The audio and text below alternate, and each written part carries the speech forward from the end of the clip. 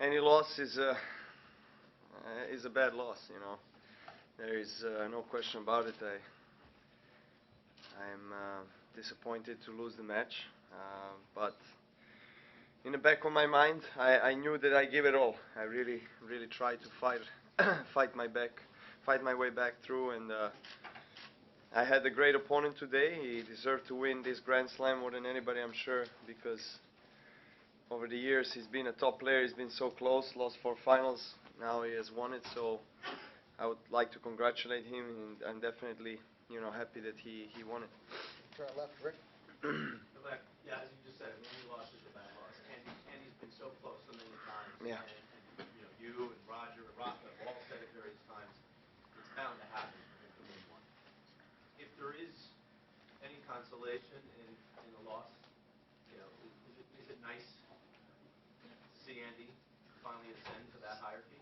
As I said, it's nice. I mean, definitely.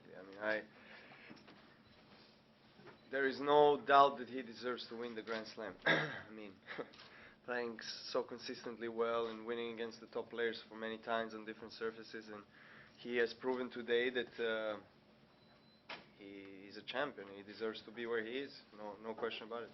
Yeah, follow up. Yep. Quickly, just to say, I mean, he looked like a man possessed out there, and obviously emboldened by an Olympic gold medal, and just no give up from out there tonight. You played him so many times on big arenas. Talk about the way he played tonight. He played well. I mean, it was a struggle for both of us, to deal with the conditions, and yeah, at times we made a lot of unforced errors. At times we played some great points, and two sides of the courts with two different conditions. Playing down the wind and against the wind is a huge advantage or disadvantage, the way you look at it. But it was the same for both of us, and the beginning of the 5th set was the turning point. Was crucial. I should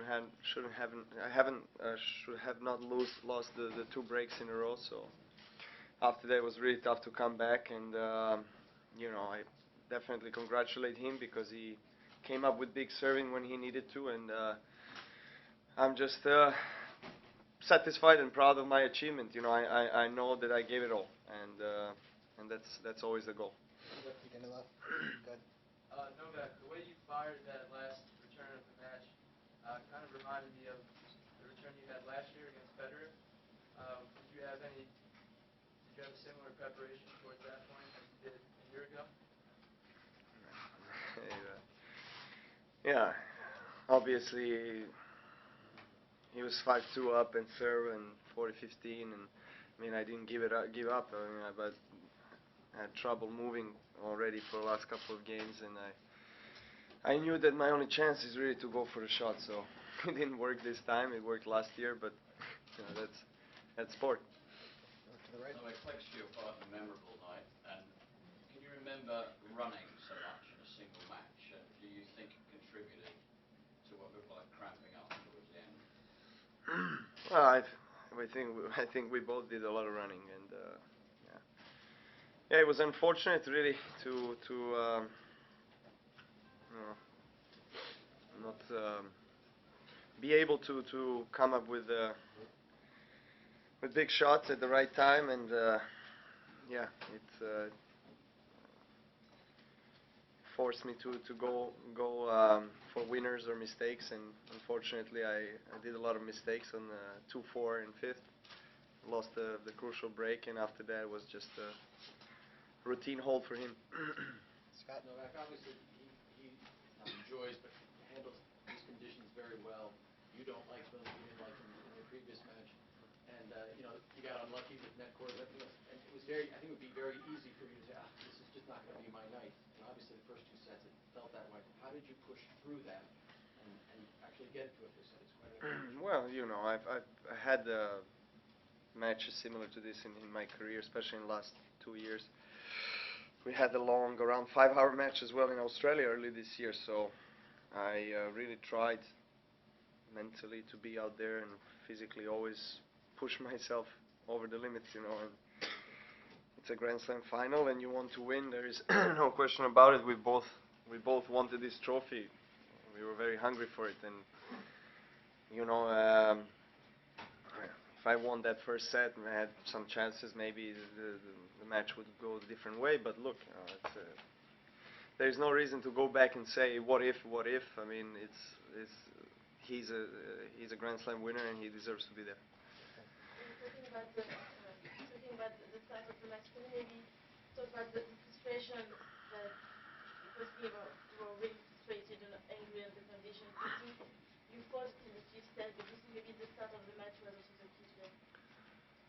Well, we were both frustrated. I mean, it's the same for both players. You know, it's just the way you handle it. I mean, even though I was 2 sets down, I still believe that I can come back to the match, and I've played really well third and fourth, and yeah, a little bit slower start of the fifth, and cost me the victory today. You know, Novak, every year the journalists have to decide who is the best player of the year. And this year they were, since 2003, it's the first year that there are 4 players who won 4 different majors. But he won the Olympic Games, plus he was in the final in Wimbledon. Do you think right now, even if the year is not over, he deserves to be possibly the #1 of the 2012? Well, I'm not a journalist, so I guess it's on you to decide. Okay, Coach. Novak, want to ask you to just reflect on your year, which has been a tremendous year and lots gone on. But I also want to ask you particularly what was physically going on with you at the end of the match. What was the problem? It was great 2 weeks for me overall. I mean, I played really good tennis when I needed to, and today wasn't it was just not meant to be. And you know, we played almost 5 hours and a lot of running, a lot of rallies. I think that says enough about the effort that we both put. You know, physical, mental effort. So you know, this time I didn't win the match, and that's sport. Bill? Novak, you had some good early wins, and then you had some real tough times. You were in the shadow of Roger and Rafa. You hung in there, kept on going, and then you scored your incredible breakthrough. Andy now has persevered many, many losses and broken through. My question is, how does a pro deal with that? How does he keep on going? How does he keep his arc of his career going upwards? Well, I think in my experience, it was just a matter of belief, really, and mentally to mature and to understand what you need to do to become a Grand Slam champion and to become the best in the world. So, and he has all the capacity he needs, all the talent on the court. He's dedicated, he's professional, so he's proven that many years already, you know, with his results. And us 4, you know, we are taking this game to another level, and it's really nice to be part of such a strong men's tennis era, you know. And obviously, last couple of years, I'm sure he's going to answer better, but it was a necessary experience for him also to understand, you know, what he needs to do to be the position that he is today. So it was kind of similar story for me a couple of years back, and you know, he has done it. Novak, 2 years ago after the final, you mentioned at the press conference that Rafa is ahead of us 1 step. Last year, you made a giant step. This year, 4 different men, we can say, actually the 4 gentlemen, 4 new musketeers, rule the world for European. What do you think about the today's men's field? It's so competitive, so close, but this 4 men is the next couple of years is just ruling the tennis or this. Well, I'm not sure what's going to happen in the next couple of years. Obviously, it's nothing is predictable, and you know, I'm just trying to think about myself. And as I said, it's a privilege to be a part of this era, and it's obvious that the 4 of us, we get to the later stages of every single Grand Slam, and it's Andy winning tonight makes it even more competitive and more interesting for people to watch it. On that same line, does it change his victory today, your approach to the fight for the #1 in any way? Excuse me, can you repeat the question? Andy Murray Yeah. winning today, does it change in any way your approach to the fight for the #1? No, I mean, my approach is always the same. You know, I'm gonna continue on to do what I've done so far, and I have a great team of people around me. And being number one of the world this year, and the end of this year, is yes one of the objectives. So I'm gonna try to recover from this and move on. Okay, Peter? Novak, you seem to play a lot of slice tonight, especially backhand slice, especially early in the match. Was that a tactic to adjust to him, or was it a tactic to adjust to the wind, both? Well, yeah, the conditions were requiring a lot of change of pace and variety, and I think we both used the slice efficiently. So it's really difficult to predict because the wind was blowing very strong from all parts of the court, and sometimes balls just sit there, and you have to make an extra step to come to it, and it was difficult to play. Yeah. Scott? You came around the net to congratulate him, hug him in a very sporting gesture. You're the first person to see him in what is an extremely historic moment for Great Britain. What did he seem like? What did he seem like having won it? And what did you say to him? Well, I said what I said to you. I mean that he deserves to win, and I'm glad that he has won this trophy, and I mean it. I mean he must feel great for him. It's his first Grand Slam. Did you see in his face? Yeah, I mean, at that point, a lot of emotions go through your mind. So he's going to answer better how he feels. Going back to the match a little bit, you spiked that ball into the stands to win the fourth set. You tie up the match. Can you take us through your mindset of going into that fifth set? Sure, you didn't expect to be broken. I was serving against the wind the first game, and 30-15 up. He played a couple of good points, and then this, to make a break. I didn't. It was a bit lucky shot, but look, it's. That's sport, when you are lucky, the opponent is lucky, you can't affect that. You try always to fight and give your best. Fifth set was decided in first couple of games. Not many people in Britain can remember the Fred Perry match in 1936. You have to be, I guess, in your 90s to have any memory of that. Do you think that the gold medal match for Andy Murray gave him the self-confidence, the self-belief that was the critical psychological issue for him? Well, it's again a question for him. I think he's going to answer better. But from looking at it from the side, I mean, he definitely changed his mindset. I think towards the big matches. I mean, he has won gold medal in his country, a lot of expectations, and he has won it in a very impressive way in the final. So it must have been a great confidence boost for him. A few more in English. I wasn't here for the first question, so I hope it's not a repeat. When you played in Australia, the long match, and this one, can you compare them? I mean, was this more difficult because of the wind, and also you were more tired then or today? Well, conditions are there, and you have to adjust as a player. So it's both of the Grand Slams are played on hard court, but obviously a different setting, different conditions that you play in. So the rhythm. Well, yeah, as I said, it was obvious. We had to make a lot of improvisation with the shots. We had to try to stay in there and stay focused and be in a good balance. And the wind was doing everything to keep us out from balance. So it was tough to play. And that match in Australia, he'd obviously only just started working with Ivan Lendl. Now they've been working together for 8 months. What are the main differences that you see? Is it mainly mental, or are there changes in his game? I think it's mental in the end, mostly. He has maybe a couple of adjustments in his game. Maybe he goes for forehand more than he used to, but he was always out there, one of the best players to play in men's game. In the last couple of years, and he was always a challenge to any of us on any surface. And I think it was mental for him in the end to really, make a breakthrough. Okay, last question in English. What's the key to get over this kind of loss? Excuse me? What is the key for you to get over this kind of? Have days without tennis. Okay. Anything else in English? Thanks. All right, thank you. We're going to start in Serbian, so I don't know if you want to wait or come back. Yeah.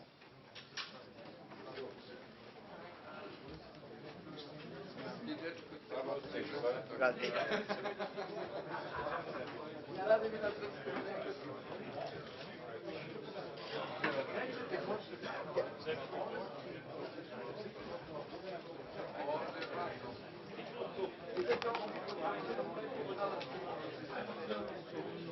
Može ako Nole to okej. You're calling it for room 2.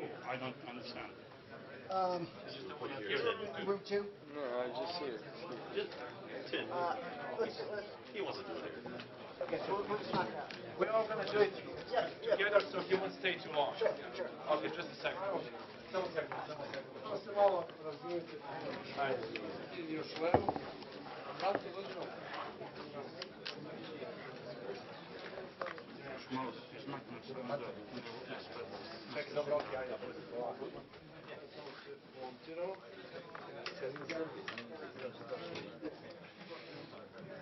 No. Okay. Give us 30 seconds. Whatever. I know. Can we put that in? No, pre nego što počnemo, čestitke na odličnom turniru.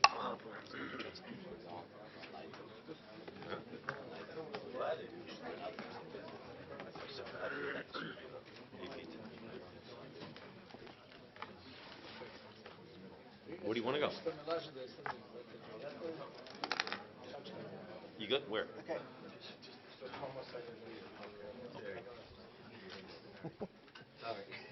Good torting.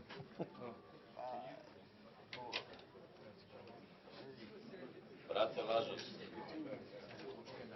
I will not stop. Drži vaš mikrofon. Kako sam mu dozvolio da drži? Nego naš moj mikrofon, pozdar ide go.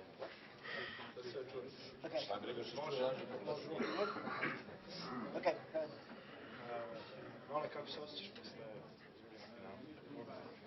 Pa nije lako izgubiti meč, pogotovo ovako bitan meč, ovako uzbudljiv meč u finalu Grand Slema. Jeste da je osjećaj takav kakav jeste, možda razočaravajući, jer sam dao sve od sebe da se vratim u meč, ali današnji protivnik je odigrao bolje kada je god to bilo potrebno. Ja sam dao sve od sebe i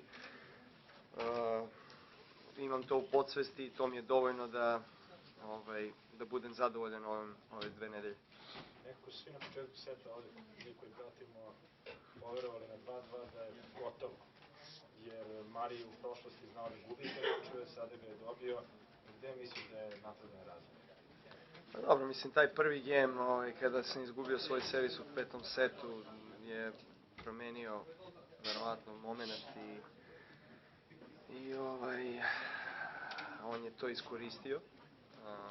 Servirao je dobro u sledećem gemu.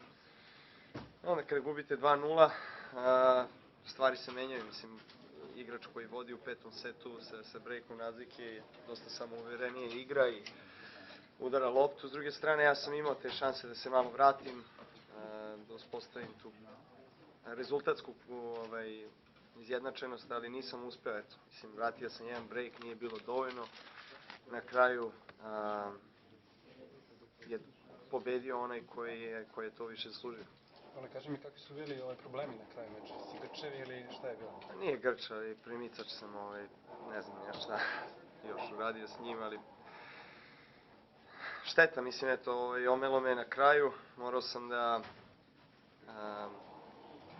budem, tako kažem, nestrpljiviji u poenu, u smislu da udaram i da idem na vinere ili na greške. Nažalost je bilo više grešaka nego vinera. Izgubio sam taj još jedan presudni break na 4-2 i onda se meč već odlučio. Prošle godine, da kažem, si dobio malte ne sve finale. Ove godine si imao, da kažem, težak poraz, ne težak, ali poraz na Roland Garrosu i ovde na US Openu. Kako ti sad izgleda? To je sport, mislim, ja sam naučio da i da gubim i da pobeđujem. Naravno da mi teško pada, mislim, svakome teško pada poraz, pogotovo ovako bitnim mečevima, ali opet kažem, on je zaslužio više nego iko da osvoji Grand Slam, jer je jedan od najboljih igrača u muškom tenisu u poslednjih par godina i to je dokazao danas da je sposoban da osvoji velike trofeje. Ja sam igrao zaista dobro tokom celog turnira. Danas sam opet, kažem, dao sve od sebe i pokušao da se vratim u meč. Prošle godine mi je pošlo za rukom da kada sam gubio mečeve 2:0 setovima u polufinalu i kad je moj protivnik imao meč lopte da se vratim i da pobedim i da osvojim US Open, ali ove godine to nije bio slučaj i to je ništa nije čudno. Mislim, to je, kažem, sport, opet napominjem, svi igraju izvrstan tenis i meni je bilo jako drago što sam bio deo jako uzbudljivog meča koji je bio igran skoro 5 sati. Kakav je plan u nastavku? Šta ćeš sada da radiš u narednom? Pa, gledat ću da se odmorim. Sad mi je to preko potrebno i fizički i psihički i onda nastavljam dalje. Imam turnire u Kini, imam borbu za broj 1 na svetu. Još dosta tih turnira koje nas očekuju u nastavku godine. Skoro je nemoguće pripremati se za ovakvu